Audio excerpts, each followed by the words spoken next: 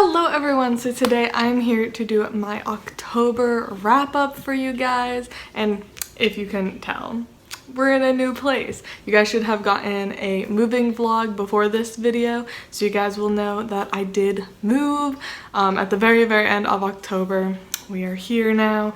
I kind of am loving my new background, I'm not gonna lie. I kind of dig it. It's very chaotic and messy and like colorful, and I kind of love it.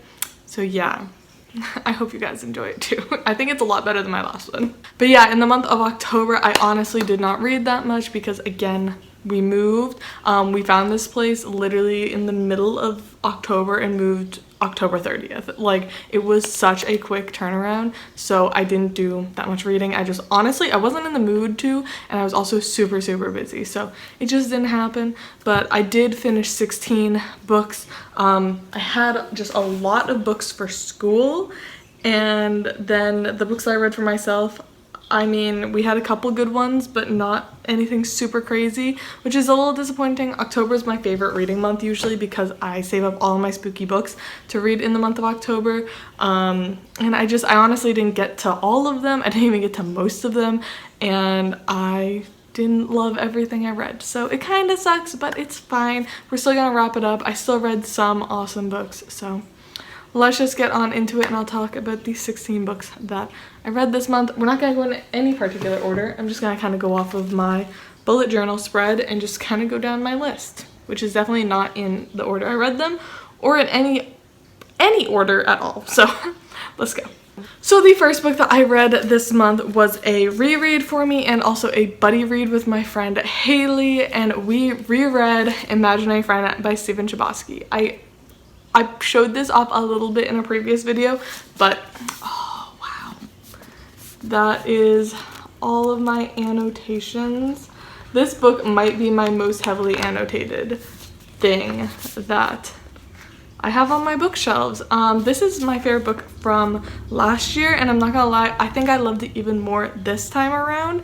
Like, this is 100% my top 5 favorite books of all time now. I absolutely loved it, and I just thought it was even more fantastic the second time. So if you guys don't know what this is about, it's an adult horror novel following a young boy named Christopher and his mother, and Christopher goes missing in the woods for 6 days and comes back, and he's a genius, and also he has a new imaginary friend named the Nice Man who is telling him to build a treehouse. And that is the basic premise of this book. It's fantastic. I will say, I mean, I don't think the pacing is bad because I loved it, but I will say, like, I'd probably a good half of this book is like the climax, like the big thing is happening for like 400 pages of the 700-page book. And I noticed it this time that a lot of people say that they don't like the pacing of this because the ending feels really long, and now I kind of get it because the ending really does like build up for a very long time. But I loved it. I'd give this like a 6 out of 5 stars if I could, but I guess I'll settle for a 5 out of 5.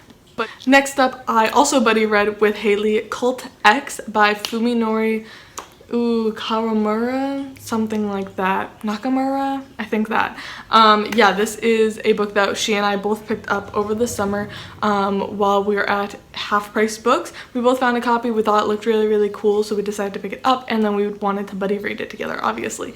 This started out really good. Like, I actually really enjoyed probably the first 250-300 pages of this, but it just went very downhill very fast. Obviously, this is about a cult.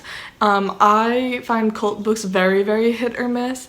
Sometimes they're done excellently, sometimes they're just awful, and this one started out like promisingly, and then it just went downhill. Basically, this follows a man who his girlfriend like ups and leaves him, and then like kind of goes missing, and he's trying to find her, and he thinks she's a part of this cult, so he like joins the cult, and it's honestly a little bit boring. It's like kind of slow, and there's just a lot of basically the like kind of religious leader of this cult. You read a lot of his sermons, and a lot of what he says like are kind of things to me that are obvious. Like, I don't know, like it was just like one of those things that I was just like, okay, your point. And I just thought it was a little bit slow and boring. But then also this book attacks like every religion ever. Not even just Christianity. It attacks like Hinduism, Buddhism, everything. It attacks every religion possible. And also it was very overly sexual. It was really weird. It was really weird. And I didn't really like it. So I think we both gave this a 1 star. The next one was a big disappointment. It was probably the book I was looking forward to reading the most this October, and that is The Only Good Indians by Stephen Graham Jones. This is a huge, really, really hyped book on BookTube, and I was so excited to read it because, as you can probably tell from the cover, it has to do with deer. You guys know I'm terrified of deer. I have a phobia of deer. It's not technically deer, it's elk, but you know, deer enough. And I was really excited because this is written by an Indigenous author about Indigenous characters. But wow, first off, not horror. Not horror. Not scary. I don't see how anyone could find this scary. Like, I'm literally, like, have a phobia of deer and I didn't find this scary. And also, it was so obvious what was going to happen after, like, 20 or 30 pages. Like, I guess the entire book in, like, 20 or 30 pages, the characters were horribly written and had no, like, distinguishing characteristics or their own voice. Like, I was constantly mixing up characters. Like, characters died and I couldn't figure out which one, like, had died. Like, they were the exact same. Also, there were only 2 female characters and they both had male names. And it was so annoying. I could not figure out what character was what. I couldn't figure out anything that was going on character-wise in this book. And then the story was quite honestly really boring. It was just really, really overly predictable. And also, like, there's this big bad thing that the characters did, which is why this whole thing is happening to them. And it gets revealed 50 pages into this book. And it's not that bad. Like, the whole thing, like, the big bad thing, I was just like, that's it? I don't know if that justifies this whole book. But yeah, I was really, really let down by this. Really, really disappointed. But yeah, I give this a 2 star. It was predictable, not scary, not that well written, but the concept was cool. I guess I'll give it that. But yeah, very, very disappointed in this one. Next up, I listened to a couple of really, like, anticipated releases on audio. The first one is Mexican Gothic, which is obviously another one BookTube has been absolutely obsessed with recently. I was also really excited because I love Gothic literature. I find that genre really fascinating and interesting, and I took a whole, like, graduate school seminar on Gothic Victorian literature, so I was really excited for this one. Also the representation, and I didn't love it. I don't know, I find that Gothic really falls into 2 categories, and this one was the over-explained Gothic. Like, first off, again, predictable. Second, not scary. Third, overly explained. Like, way too overly explained. Like, I kind of like having a little bit of mystery, like, not super understanding the paranormal stuff that's happening. This reminded me a lot of, if you guys remember this, I took a history of witches class in my undergrad, and kind of this book, I'm not gonna talk exactly what I'm talking about, but if you know what I'm talking about, you're gonna understand. This book reminds me of when I found out the reason behind the witches in Salem and why that whole thing was happening. This book reminded me of that. So I gave this one a 3 star. Again, not scary, overly predictable, overly explained, but better written. Quite well written. I actually really enjoyed this book. It was entertaining. So 3 stars. And then I read one that seems to be very mixed. I read One by One by Ruth Ware. This one has such mixed reviews. People say it's, like, literally their least favorite book of all time, and some people seem to think it's fine. I haven't really seen any glowing reviews for it, but I was excited. I've read quite a few Ruth Ware books, and they seem to get better and better and better each time I read them. So I was excited for this new release, even with all of the mixed reviews, and I even feel like I have a mixed review, like, within myself. So basically, if you don't know what this book is, it's very Agatha Christie-esque, where basically there are this group of rich people who develop this app, go up into the mountains to a ski resort, kind of Shining-esque, and they get snowed in by a blizzard and someone is killing everyone off. And you follow the group of like rich people who developed this app, but also the people who work at the resort, all just kind of trying to stay alive and figure out who the murderer is, and also just try to get help.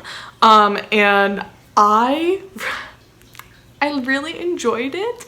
I know a lot of people seem to really hate the app part of this. I thought it was fascinating. I thought it was really cool. And also this book, okay, the way I keep saying it is, if you are looking at this book as a thriller or horror book, or even a mystery book, it's a 2-star. It is a 2-star book. It is not a good thriller.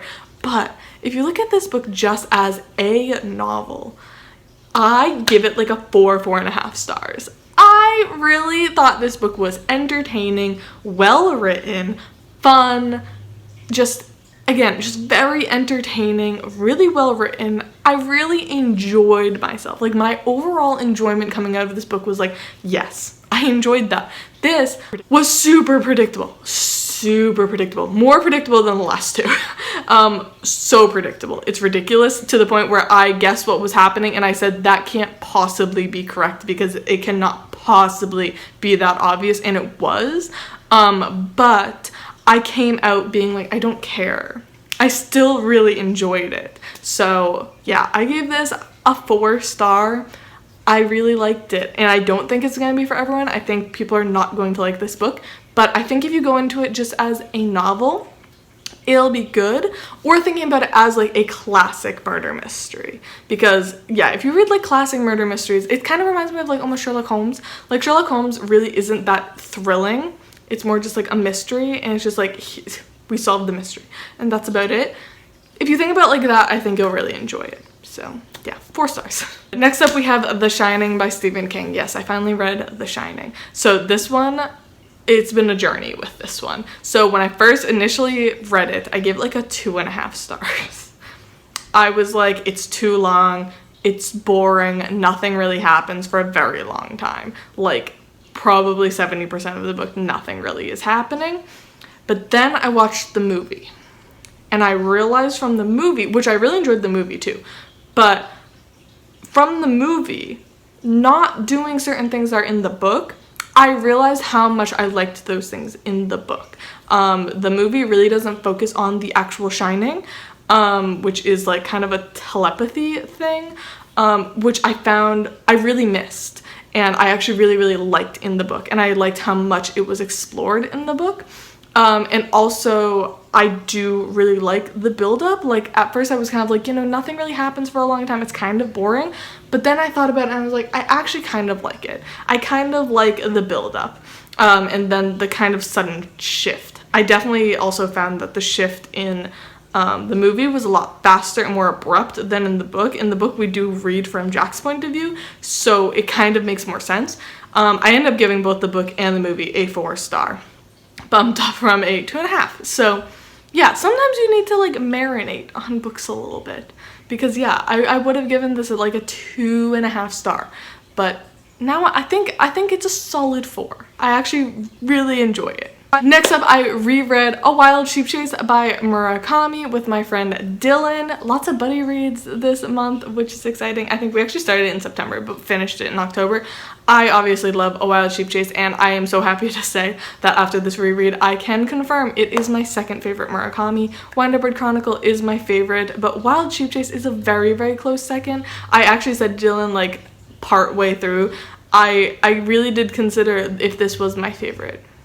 But the ending did make me go, no, wow, Wind Up Bird Chronicle is. It's still a 5-star, but yeah, there's certain parts of this book that are just a little bit draggy and not as entertaining or like spectacular as Wind Up Bird Chronicle. So I gave this a 5-star, and it is my second favorite Murakami, and I do love it. So yeah, very happy to have reread that one though, because I did fully annotate it. Again, I just didn't bring a lot of these books to this new apartment, so 5 stars though. Next up, I read a book from my Patreon. It was our first Patreon buddy read, and unfortunately, I didn't love it. I'm not going to get too into it because I do save these reviews for my patrons. If you're interested in joining the Patreon, link in the description below. But yeah, we read Master and Margarita by Mikhail Bulgakov. I gave this a 2-star. It just simply wasn't for me. I really appreciate how much this did for literature, and I could literally see, like, as I was reading it, I was noticing how many books I've read use this book as inspiration, and I really appreciate it for that. And there were some parts I did really enjoy, but overall it wasn't for me. I just didn't love it, so I gave it a 2-star. So again, if you're interested in my full review, join the Patreon. We are reading classics, which is a lot of fun, so check that out. Next up, I listened to the audiobook Newcomer, which is by Kigo Higashino. I read their book, The Devotion of Suspect X, last year, and I really loved it. So I wanted to check out more by this author. Unfortunately, this one wasn't nearly as good as Devotion of Suspect X. Like, that one is like one of my favorite thrillers of all time. Like, I think I might have given it like a 4-star when I read it, but now it's definitely like a 5-star in my head. This one was like a 3. I just found the main character, I think, might be the same as The Devotion of Suspect X, like the cop. I just found this one kind of lackluster, like, for lack of a better word. It didn't wow me. It didn't, like, keep me hooked. Like, I wasn't sitting there like, oh my god, I have to keep reading, like I was with The Devotion of Suspect X. I thought it was just fine. It was fine. It was entertaining. I enjoyed listening to it while I was playing Animal Crossing or going on walks or runs or whatever, but it's not one I'm going to be like talking about probably ever again. So yeah, I gave it a 3-star. And then I read The Invited by Jennifer McMahon, I believe, and this was actually a recommendation from one of you guys, and I am so grateful for you guys recommending me books because sometimes I find books I really love. This one, unfortunately, wasn't like a new favorite. I give it a 3-star, but not in like a, oh, whatever 3-star. It was a more, I actually really enjoyed this 3-star, but it was circumstantial, I guess, because first off, I was reading this when I was trying to move, so I couldn't give it my full attention. I might try it again like next year so I could really like kind of pay attention to what was happening and everything and not be worrying about moving. But this book was kind of set up to not be my ideal horror book. I was really excited because the person said that this book has to do with deer and it's horror, and it does. There are deer in this book and I love it. But I'm not scared of houses, like creepy houses, and I'm also not scared of ghosts. So this book is about a couple who goes to New England. That's where I'm from. Goes into, I believe it's Vermont, and they go into the Vermont countryside and start building a house on an old kind of haunted bog, and there's some ghostly stuff happening. And I don't know, I'm not like scared of spooky houses. Probably why I also didn't care about Mexican Gothic that much, or like Haunting of Hill House. I just don't find like the house thing really scary, and I don't find ghosts very scary. So unfortunately, this one was just a me thing of like, it wasn't gonna scare me. So I give it a 3-star, but definitely this was enjoyable 3 stars. And then I read a whole ton of books for class. So I'm just gonna kind of go through these pretty quickly. I don't have a ton to say on any of them, so let's just get into it. First off, I read some books for my thesis. I read Crip Theory, Culture, Signs of Queerness and Disability by Robert McRuer, and Disability and the Media, Prescriptions for Change. And yeah, these were 2 books that I read for my thesis because one of my chapters is on disability, and these were very helpful. I think I gave both of these 4 stars. They're very helpful, very accessible. Highly recommend these if you are trying to get into some like disability studies, like theory. This would be a really interesting place to start because I also think, especially the disability in the media, I think anyone could like read it and understand what they're talking about because we're all obviously very oversaturated with media constantly. So yeah, I gave both of those 4 stars. And then I read Red Skins, White Masks for my comic graphic narrative class. This was because we were reading Paying the Land by Joe Sacco. And I had to read this and give a little presentation on it. Basically, this looks at the Dene people of Canada, their politics, and kind of their history within Canada and Aboriginal and Canadian people. And yeah, it was fascinating. It was long, it was dense, and I learned a lot that I don't know where I'm ever going to use that knowledge, but I now have it in my brain. So yeah, that was an interesting one. I feel like this would be a really great book to read if you are Canadian and if you want to learn about Aboriginal people. So pretty good.